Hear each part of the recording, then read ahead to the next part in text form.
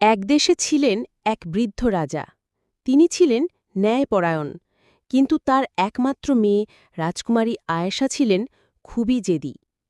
তিনি রাজপ্রাসাদে বিলাসবহুল জীবন কাটাতেন, নামাজ রোজার ধার ধারতেন না।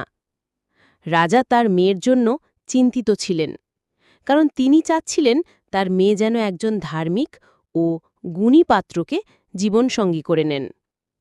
একদিন রাজা ঘোষণা দিলেন, যে ব্যক্তি তার মেয়ের জেদ ভাঙতে পারবে এবং তাকে ইসলামী পথে ফিরিয়ে আনবে, তাকেই তিনি জামাতা বনাবেন।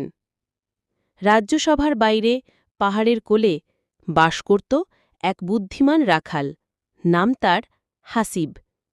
সে ছিল খুব শান্ত স্বভাবের, কুরআন হিফজ করেছিল এবং রাতে তাহাজ্জুদের সালাত আদায় করত। একদিন সে রাজসভায় এলো এবং রাজা ও রাজকুমারীর সামনে দাঁড়াল। রাজকুমারী ঠাট্টা করে বলল, তুমি এক রাখাল, আমার মতো রাজকুমারীর সাথে বিয়ে করবা? হাসিব মাথা নিচু করে বলল, বিয়ের কথা আগে নয়, চলুন আল্লাহর পথে ফিরে আসি। জীবন খুব ছোট, মৃত্যুর পরে আর সুযোগ নাই। আয়েশা প্রথমে উপহাস করলেও ধীরে ধীরে তার কোমল হৃদয় বদলে যেতে লাগল। সে হাসিবের কথায় কুরআন পড়া শুরু করল, নামাজ শুরু করল এবং একদিন গভীর রাতে কান্না করে তাওবা করল। রাজা খুশিতে কান্না করলেন। তিনি রাজকুমারীকে জিজ্ঞাসা করলেন, তুমি কি এখন এই রাখালকে জীবনসঙ্গী মানতে পারো?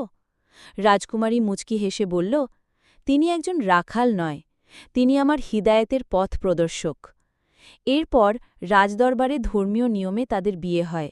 তারা একসাথে ইসলামী জ্ঞান ছড়াতে শুরু করে এবং একটি মাদ্রাসা প্রতিষ্ঠা করে। সত্যিকারের প্রেম হল সেই প্রেম যা মানুষকে আল্লাহর দিকে ফিরিয়ে নিয়ে যায়। রূপ বা রাজত্ব নয়, অন্তরের আলোই মানুষের আসল সৌন্দর্য।